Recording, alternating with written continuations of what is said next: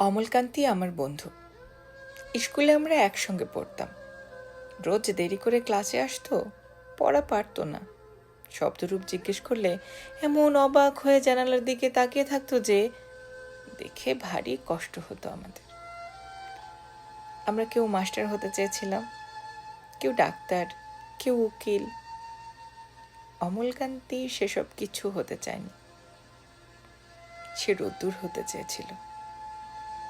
ক্ষান্ত বর্ষণ, কাকডাকা বিকেলের সেই লাজুক রোদ্দুর, জাম আর জামরুলের পাতায় যা নাকি অল্প একটু হাসির মতন লেগে থাকে। আমরা কেউ মাস্টার হয়েছি, কেউ ডাক্তার, কেউ উকিল। অমলকান্তি রোদ্দুর হতে পারেনি। সে এখন অন্ধকার একটা ছাপাখানায় কাজ করে। মাঝে মধ্যে আমার সঙ্গে দেখা করতে আসে, চা খায়, এটা ওটা গল্প করে, তারপর বলে উঠি তাহলে।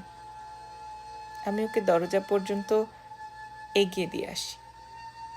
আমাদের মধ্যে যে এখন মাস্টারি করে, অনায়াসে সে ডাক্তার হতে পারত। যে ডাক্তার হতে চেয়েছিল, উকিল হলে তার এমন কিছু ক্ষতি হতো না। অথচ সকলেরই ইচ্ছে পূরণ হলো, এক অমলকান্তি ছাড়া। অমলকান্তি রোদ্দুর হতে পারে।